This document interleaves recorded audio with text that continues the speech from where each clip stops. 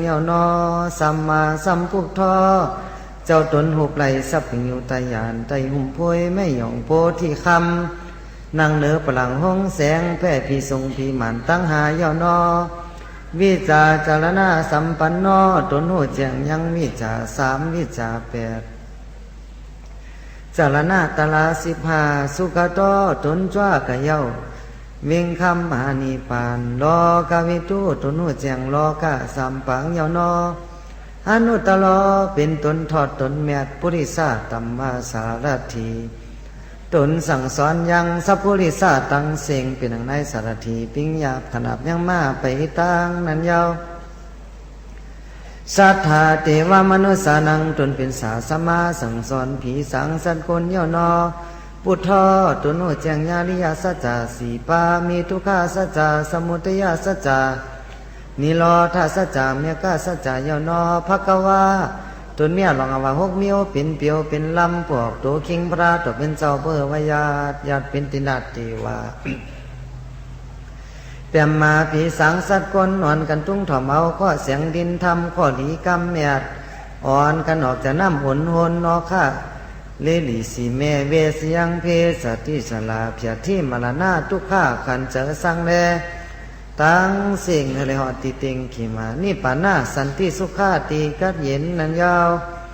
อาหังอันว่าข้าวันตามีก็น้อมไว้พระต่อเจ้าหมื่นสู่แสนปาอาหังอันว่าข้าวันตามีก็น้อมไว้ตลาต่อเจ้าสังฆาต่อเจ้าเจติต่อท่าต่อมือต่อสันต่อยุคทุต่อยุควาต่อพระเป็นเจ้าหมื่นสู่แสนปาปัจเจกาพุทธาหมื่นสู่แสนปาล้านตาเจ้าหมื่นสู่แสนปามหาศิวลิตาเถนเจ้ามหาปกุตตาเถนเจ้าสีป้าตายอ่ำเนาสีป้าทว่ำตายเฮาขาตั้งหลงตั้งหลายย้อนไว้ย้อนสาเจิดดอกงาแสงงาคำพระเป็นเจ้ามีในเมืองตาวาติงสาเจิดดอกงาแสงมีในเมืองสิริลังกาสิบโหเจิดดอกงาแสงมีในเมืองกันทลาถาเขสังถอยเจิดดอกงาแสงมีในเมืองนากาเฮาเจ้าข้าย้อนปู่จอมูจาเสียงเฮือพ่อแม่ชาตกาสึงเตงามเมืองงามเวงามหรือมันตาเลพี่น้องเมืองไตปัดพื้นตั้งเสียงพี่น้องไตพี่น้องมันพี่น้องเขกูไม่มีภาษาตั้งเสียงเลยหอดตีเต็งขีมานี่ป่าหน้าค้ำสาติกัดตีเย็นกูโก้กูคนกูขุนกูนางกูเจ้ากูปาสิกำเนตานอนนี่ป่าหน้าพิสยอตุสาธุสาธุสาธุคำขึ้นดีวันดียามดีมีมังกลาเฮาหาสาตกาเลยมาจุมพบกันปีศาสนาพระเป็นเจ้าเฮาเซงกะยาว2เฮง5ปากไป44วาปีก็จะเซงกะยาว1เฮง3ปากไป62คู่ปีไตเฮา2เฮงไป95เข้ามาในลูกเดินเจ๋งไม่จืนขึ้นมาไหล10วันตันเจคะเนมาไหนเฮาเจ้าศีลทำบุญจุ่มได้เจ้าหอดมาเมื่อว่ามือซึนต่อเต้าหอดมาเมื่อไหน3 วัน3 คืนมาเมตตาในสึงเติงเมืองคำเวียงหรือมันตะเลตีไหนปิ่นเวียงกุนอคำพญามังตุมกูเบิงไว้กูปอกนั่นเป็นเมืองถอดเมืองเมียดเป็นเมืองศาสนาพระเป็นเจ้าเฮืองไว้ฉะนั้นข้าตะเปต่อพระเป็นเจ้าอู้อย่าหน้าสังวระเจ้าศีลธรรมมุนจุ่มเมืองพงย้อนไหวย้อนสาพลาเมียดตลาเมียดสังขาเมียดเจ้าสาปอหลงกูเจ้ากูป้าเจ้าสั่งเจ้าจ้างผู้หลีมีปิ่งยากูเจ้ากูตนกูป้าข้าตะเปต่อตักมาย้อนนักพังปันอวาตากาธาธรรมะเทศนาเมตตาพันผีสังสัตกลวินิยาสัตวะปริสัตตังเสง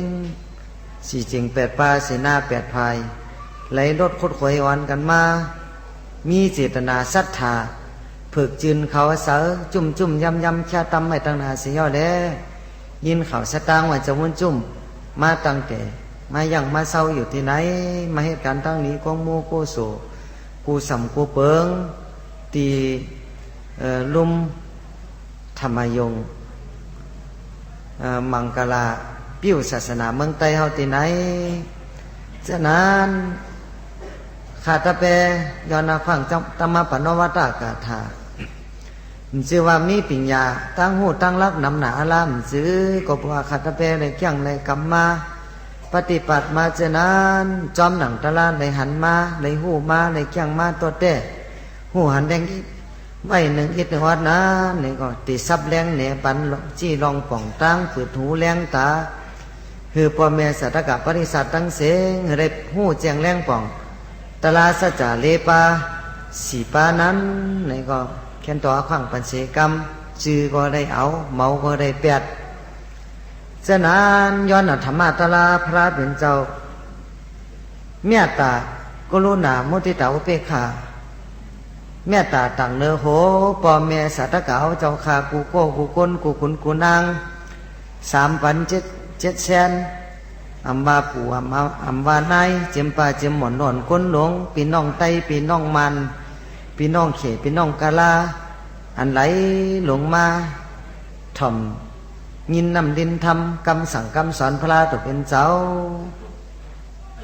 แค่นตัวไว้เจตนาศรัทธาดีๆงามๆผีก็ได้ถ่อมก้นก็ได้ถ่อมสัตวะตั้งเสงให้ได้ถ่อมยินเอากำสั่งกำสอนพระเป็นเจ้าเฮาจังว่าเฮาหาสัตกะตั้งเสียงตั้งหลงตั้งหลายในเฮามีปรมีมีบุญกุศลเกิดโมมายาศาสนากำสั่งกำสอนพระเป็นเจ้าเฮาในปรมีเฮานำเต้ๆเอาแค่นต่อหุ่มจมเสียแลอ่อนกันเกี่ยงกำคัดเจอโจจาหยุ่มย้ำนับถึงกุ่งมุนพลาแมดตาลาแมดสังขาแมดนับถึงกุ่งบุญ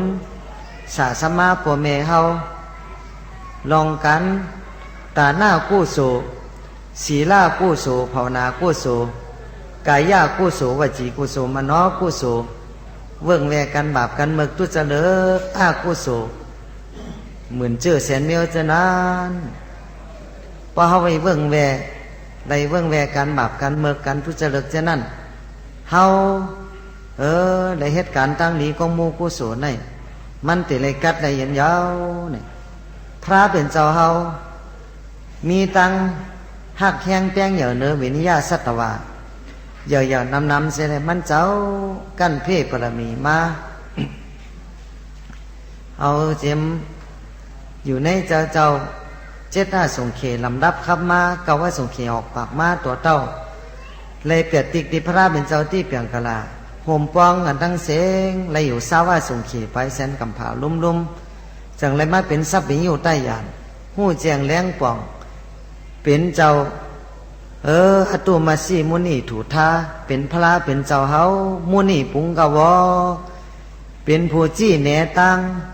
วินิยาสัตวะตั้งเสงยิงหิงใจตั้งเสงเคยเลยหูหันตังเส้นตังเส้นสื่อจือเจ้าสนหมากหาคำเวงคำหมานิปานเวงอมตะถาดอสังขตถาดนี่ล้อถาดอนิมิตถาดติกัดติเย็นถาดอันอ่ำดูอ่ำแล้วนั้นอันกัดอันเย็นอันมีเพ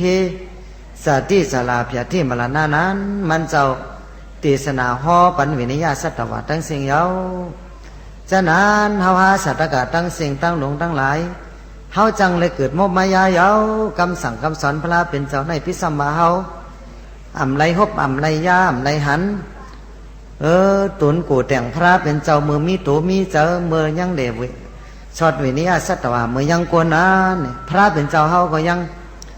ตั้งไว้ศาสนาไว้หาหิงปีเมืองปอเพอมีเจอมึกเจอเลิงเจออากุศลมีเจอหยุ่มย้ำศรัทธาเจตนาดีๆงามๆเกี่ยงกำจอม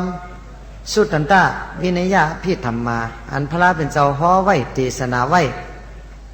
ตั้งเสียงธรรมะตะลา84,000เหงนั่นพอเกี่ยงกำจอมอ่ำลืมหังลืมโตนั่นติเลยหอดอยู่วิ่งคำหานิพพานนั่นจะว่าความปารีต่อพระเป็นเจ้าห่อไว้ปิสมากาถากำสั่งลุนสุดพุทธขาดนั่น พระเป็นเจ้ามันเจ้าได้เป็นเจ้าพระเสียวหุบไหลทรัพย์อยู่ใต้ยานเสียวนี่ก็เมื่อปัทมาในมันเจ้านี่ห่วยห่วยเจอ